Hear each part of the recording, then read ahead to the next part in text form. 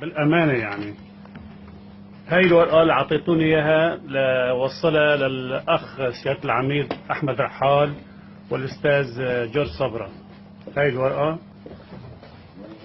وهي الأخوة بيركين. منطقة عفرين مثل ما حكى أخ أبو صلاح في انتهاكات بشكل لا يوصف يعني. هالانتهاكات نحن ما بدنا نحكي فيها هلا، بس هلا حاليا في أزمة اقتصادية لا يوصف. يعني مثلا التنكة الزيت كان بينباع ب 14,000 وبعثوا لي تفاصيل بهالورقة هي. عم بيكلف تكلفة شجرة الزيت الزيتون 10,000 مصروف بالسنة الواحدة، والشجر تحمل سنة وسنة لا، فمعناتها مصروف الشجرة 20,000. شو صفى هونيك؟ ولا شيء. يعني إذا أخذ اليوم هذا 10,000 مصروف بقي له 5,000. إذا بيجي على السنة القادمة ويرجع يصرف على الموضوع هذا بيكون ما معه غير 5,000، وهذا لا أكل ولا شرب. فهنا شو رأيكم أنتم بهذا الموضوع؟ بدي يسمعوا يعني من حضراتكم هذا الموضوع، إنه شو في بإمكانية تساعدون بالمنطقة عفرين.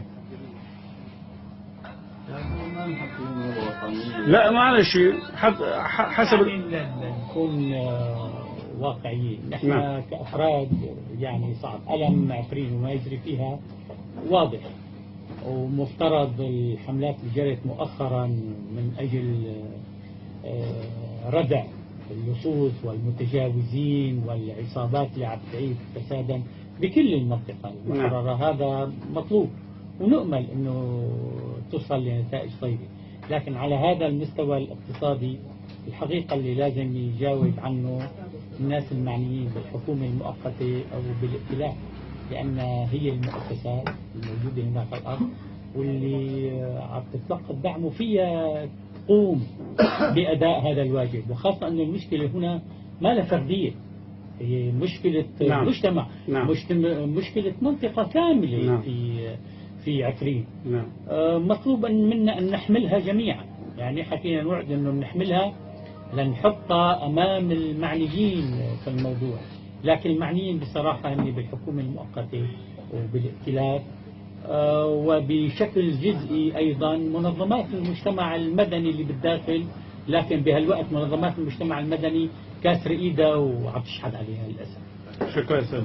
هلا بالنسبه لي الموضوع نطلع عليه اكثر من شوي، انه في عندنا مشكلتين. المشكله الاولى انه ليش عم تنباع تنكه الزيت ب 16,000 في المناطق المحرره وعند النظام 32,000، وهي نفسها عم بتروح لعند النظام. عجلا قبل غصن الزيتون تنكة الزيت بعفرين كان ب $50. فعم تنباع تنكه الزيت بمناطق المحرره 16,000 عند النظام 32,000. المشكله جريمه ثانيه عم ترتكب بحق المزارعين، اللي هي الأوامر اللي طلعتها المجالس المحلية 15% قال من إنتاج المعاصر. بأي حق أنتوا عم تاخذوا 15%؟ هي الدولة بتاخذ ضريبة، بتكون عم تزفت لك شوارع، بتكون عم تقدم لك خدمة بلدية. يعني. إيه، فوقت بتقدم خدمات بتاخذ ضريبة من المواطن. أنتوا شو عم تقدموا المجالس المحلية لحتى تاخذوا 15% من إنتاج المزارع؟ النقطة الثالثة إنه عم بتصير تطاول على الأمر هذا من قبل بعض الشبيحة. طبعا الشبيحة بيقسموا قسمين: قسم الفلكانين من فصائل الجيش الحر الموجودين هناك، وقسم مدني، وقسم من الأكراد نفسهم. يعني أنا وصلوا لي أكثر من جريمة ارتكبت لابسين عسكر وعم يدخلوا على محل يسرقوا، نرجع ليهم بيطلعوا أكراد عم يسرقوا، بيطلعوا مدنيين عم يسرقوا باسم الفصائل. فأنا هذا الكلام ضم صوتي لصوت الأستاذ جورج. هذا الموضوع مسؤولية الحكومة المؤقتة والجيش الوطني. أولا يفترض عدم وضع أي عتاوة على المزارع، لأن أنت ما عم تقدم له شيء يتاخذ منه نسبة. هي واحدة. اثنين، أنت مفروض تقدم صورة للمجتمع الدولي إنه هي المناطق المحررة هيك بدها تكون مستقبل سوريا. إذا هيك مستقبل سوريا يعني ما كثير بيختلف عن مستقبل النظام. شكرا سيادة العميد. بس بدي أعقب، الموضوع ما له علاقة في لا الائتلاف ولا الحكومة المؤقتة، لأنه أنا اتصلت برئيس الحكومة المؤقتة واتصلت بكل الوزراء المعنيين، لأنه أنا عضو بلجنة انتهاكات عفرين. الموضوع بخص تركيا، ولازم يصير تعاون ما بين مجلس محلي بعفرين لا مع الوالي المحطوط من تركيا والجيش الوطني. يعني ممنوع. انا بقول لك انا بقول لك يا ممنوع الجيش ممنوع. مين بيحكي مع السلطات التركية؟ اللي بيحكي مع السلطات التركية الائتلاف، في سفير من الائتلاف خاص بتركيا بيقدر يحكي بشكل رسمي باسم منطقة، باسم متضررين، وقضية واضحة أحقيتها. لا، ما زالت القضية أنا في رأيي ويجب أن لا يتهرب منها لا الائتلاف ولا الحكومة المؤقتة. شكرا.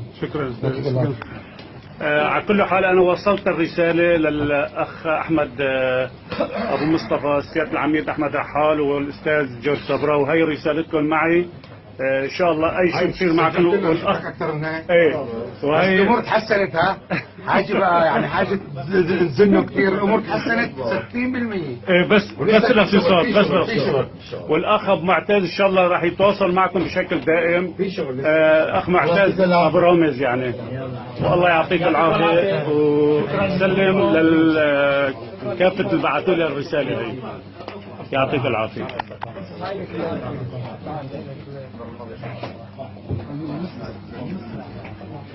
الله يعافيك. سلام يا هلا.